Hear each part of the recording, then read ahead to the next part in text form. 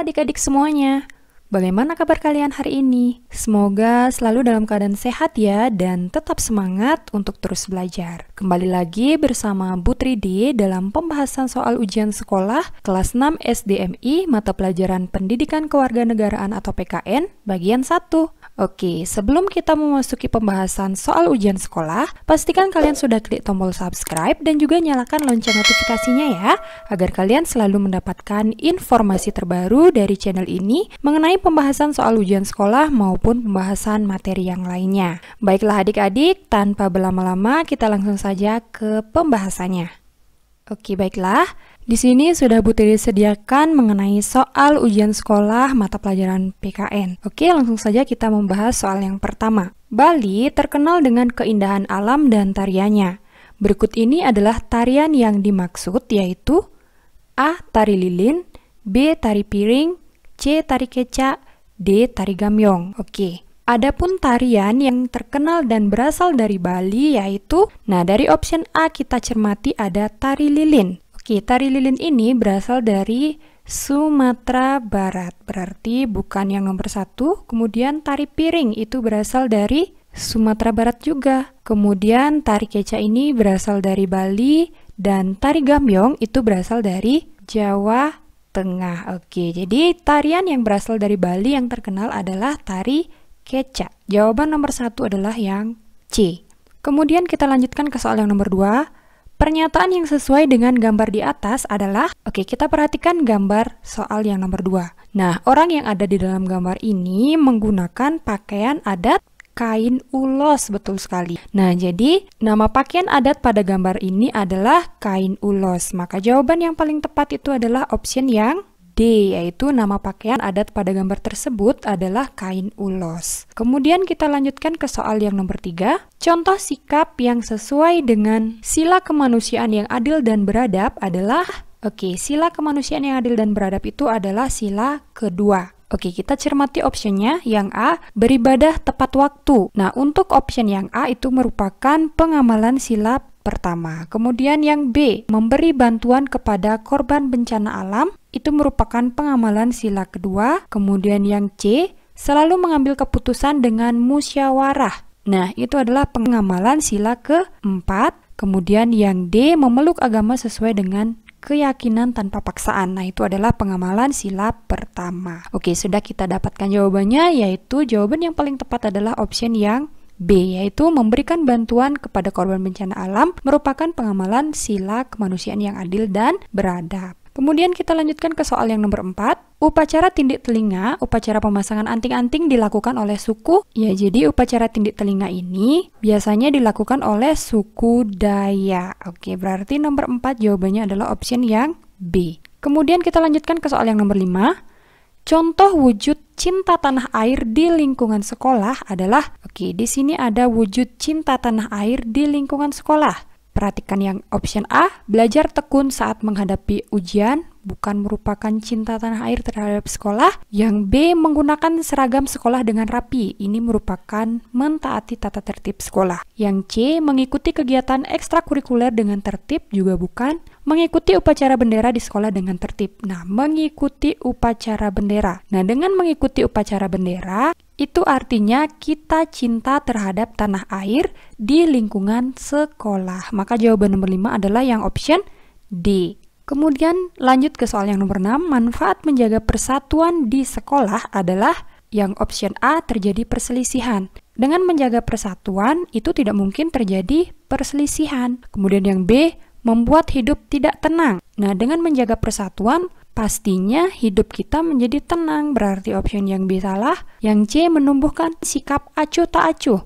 Nah, sikap acuh tak acuh itu artinya sikap tidak menghormati, sikap tidak peduli atau bodo amat. Nah, berarti yang C ini bukan. Yang D, menghindari perselisihan dan permusuhan. Oke, dengan cara menjaga persatuan, maka akan terhindar dari perselisihan dan permusuhan. Maka jawaban nomor 6 itu adalah yang option D. Kemudian kita lanjutkan ke soal yang nomor 7.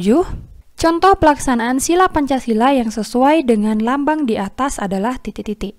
Oke, kita perhatikan pada gambar itu ada kepala banteng. Nah, kepala banteng ini merupakan lambang sila keempat yang berbunyi kerakyatan yang dipimpin oleh hikmat kebijaksanaan dalam permusyawaratan dan perwakilan. Nah, adapun contoh pelaksanaan sila keempat ini yaitu yang pertama, tidak bergaya hidup mewah, bukan. Yang B, menghargai hasil karya orang lain, bukan musyawarah. Yang C, selalu menjaga kerukunan dengan teman, juga bukan merupakan musyawarah. Yang D, tidak memaksakan kehendak pada orang lain. Iya, jadi ini yang paling benar. Maka jawaban yang nomor 7 itu adalah option yang D. Kemudian kita lanjutkan ke soal yang nomor 8. Anton mengendarai sepeda ketika berangkat dan pulang sekolah. Saat jalan macet, Anton mengendarai sepedanya di trotoar. Perilaku Anton sudah melanggar hak orang lain yaitu titik-titik. Nah, kita perhatikan Anton mengendarai sepedanya di trotoar. Nah, kita tahu trotoar itu merupakan akses atau fasilitas bagi pejalan kaki. Sehingga si Anton mengendarai sepedanya di trotoar, itu artinya Anton sudah melanggar hak orang lain, yaitu mengganggu pejalan kaki. Nah, maka nomor 8 jawabannya yang option B. Kemudian kita lanjutkan ke soal yang nomor 9. Sesuatu yang harus kita lakukan dengan penuh tanggung jawab sebelum mendapatkan hak kita disebut dengan titik-titik. Nah, sesuatu yang harus kita lakukan itu disebut dengan kewajiban. Nomor 9 jawabannya A. Nah, di sini ada hak. Hak itu merupakan segala sesuatu yang harus kita dapatkan. Nomor 9 jawabannya A. Kemudian kita lanjutkan soal yang nomor 10. Nilai kebersamaan yang tercermin dalam sidang panitia 9 dalam perumusan Pancasila adalah titik-titik. Nah, di sini ada sidang panitia 9 dalam perumusan Pancasila. Yang namanya sidang untuk merumuskan Pancasila, tentu ada berbagai pendapat yang harus kita musyawarahkan. Nah, nilai kebersamaan yang tercermin dalam sidang panitia 9 itu yaitu menghargai adanya perbedaan pendapat. Nah, meskipun banyak terdapat perbedaan pendapat, tetapi pada sidang panitia 9 tersebut sangat menghargai adanya perbedaan pendapat tersebut. Nah, nomor 10 jawabannya yang option D. Kemudian kita lanjutkan ke soal yang nomor 11. Lembaga pemerintahan di Indonesia yang paling di bawah adalah adapun lembaga pemerintahan di Indonesia yang paling di bawah itu mulai dari desa, kemudian kecamatan, kemudian kabupaten, kemudian provinsi. Nah, ini adalah urutan pemerintahan di Indonesia yang paling di bawah. Nah, maka jawabannya itu adalah yang option A, yaitu desa atau kelurahan. Kemudian kita lanjutkan ke soal yang nomor 12. Desa dipimpin oleh seorang titik-titik yang dipilih oleh warga desa. Orang yang memimpin di desa itu disebut dengan kepala desa. Nomor 12 jawabannya C. Nah, kalau camat itu adalah seseorang yang memimpin kecamatan. Kemudian gubernur itu adalah seorang yang memimpin provinsi. Kemudian kepala dusun itu adalah seseorang yang memimpin dusun, baik itu RT maupun RW, seperti itu. Nah, maka nomor 12 jawabannya yang option C. Kemudian kita lanjutkan nomor 13. Indonesia adalah negara kesatuan yang berbentuk republik. Yang dimaksud dengan negara kesatuan itu adalah option A, negara yang berbentuk republik, bukan. Yang B, negara yang memiliki kekayaan sumber daya alam, bukan. Kemudian option yang C, negara yang hanya ada satu kekuasaan pemerintahan. Di sini ada satu kekuasaan pemerintahan, merupakan negara kesatuan. Nah, berarti option yang C kemungkinan benar. Yang D, negara yang memiliki banyak pulau dan wilayah yang luas, bukan. Nah, sehingga nomor 13 jawabannya itu adalah option yang C. Negara Indonesia disebut dengan negara kesatuan karena negara yang hanya ada satu kekuasaan pemerintahan. Seperti itu adik-adik. Nah, kemudian kita lanjutkan ke soal yang nomor 14. Pemilihan presiden dan wakil presiden di Indonesia dilakukan dengan cara pemilihan presiden dan wakil presiden di Indonesia itu dilakukan dengan cara pemilihan umum. Nah, maka jawaban nomor 14 itu adalah yang option D, yaitu pemilu atau pemilihan umum. Nah, pemilihan umum ini biasanya dilakukan setiap 5 tahun sekali, adik-adik. Kemudian kita lanjutkan ke soal yang nomor 15. Negara yang berbatasan darat dengan wilayah NKRI yang ditunjukkan oleh angka 1 adalah, yang ditunjukkan oleh angka 1 adalah yang ini, adik-adik, yaitu negara Papua Nugini. Nah, jawabannya adalah option yang C. Nomor 15 jawabannya C. Kemudian kita lanjutkan ke soal yang nomor 16. Berikut ini tindakan yang dapat menjaga keutuhan Indonesia adalah option A, menaati hukum dan peraturan yang berlaku. Benar, ini adalah langkah yang bisa kita lakukan untuk menjaga keutuhan Indonesia. Yang B, mengutamakan kepentingan pribadi. Nah, sebaiknya kita mengutamakan kepentingan umum di atas kepentingan pribadi untuk menjaga keutuhan NKRI. Kemudian yang C, tidak menerima perbedaan. Ini bukan ya. Jadi kita harus bisa menerima perbedaan yang ada. Kemudian yang D, mendirikan negara baru. Nah, dengan mendirikan negara baru itu otomatis akan menciptakan perpecahan. Nah, sehingga nomor 16 jawaban yang paling tepat itu adalah option yang A. Kemudian kita lanjutkan ke soal nomor 17. Pancasila sebagai dasar negara yang diusulkan Insinyur Soekarno dapat diterima karena titik-titik. Pancasila sebagai dasar negara yang diusulkan oleh Insinyur Soekarno dapat diterima karena merupakan cita-cita bangsa Indonesia. Jawabannya adalah option yang B. Kemudian kita lanjutkan ke soal yang nomor 18. Ketulusan untuk melaksanakan keputusan musyawarah harus dimulai dari lingkungan titik-titik. Nah, yang pertama, ketulusan untuk melaksanakan musyawarah itu dimulai dari bagian yang terkecil, yaitu bagian dari keluarga. Nah, dari keluarga kita harus bisa menerima dan tulus untuk melaksanakan keputusan musyawarah, adik-adik. Jawaban nomor 18 B. Kemudian kita lanjutkan ke soal yang nomor 19. Sebuah keputusan dalam rapat lahir dari titik-titik. Nah, sebuah keputusan di dalam suatu rapat itu biasanya dihasilkan dengan adanya musyawarah mufakat. Nah, berarti jawaban nomor 19 itu adalah option D. Kemudian kita lanjutkan ke soal yang nomor 20. Contoh pengamalan sila pertama Pancasila dalam kehidupan sehari-hari diantaranya, sila pertama yaitu berbunyi ketuhanan yang Maha Esa. Nah, maka pengamalan Pancasila sila pertama itu hubungannya dengan ketuhanan. Nah, sehingga kita perhatikan option yang A, beribadah sesuai dengan agamanya masing-masing. Nah, di sini ada agama, berarti benar. Kemudian yang B, menghargai pendapat yang disampaikan orang lain. Nah, di sini ada pendapat, bukan merupakan pengamalan sila pertama. Kemudian yang C, melaksanakan musyawarah memilih ketua kelas. Ini adalah pengamalan sila Pancasila sila keempat. Kemudian tidak memilih-milih dalam berteman di sekolah. Nah, dalam berteman itu bukan merupakan pengamalan sila Pancasila sila pertama. Nah, jadi jawaban yang paling benar itu adalah option yang A, yaitu beribadah sesuai dengan agamanya masing-masing merupakan pengamalan sila pertama Pancasila. Kemudian kita lanjutkan ke soal nomor 21.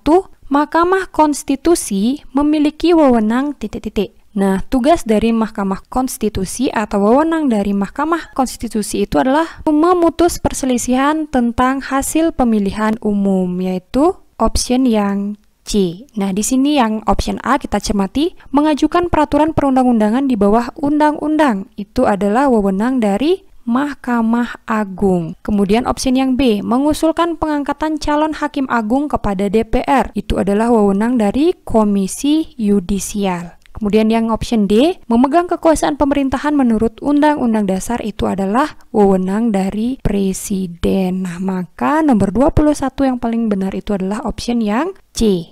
Kemudian kita lanjutkan ke soal yang nomor 22.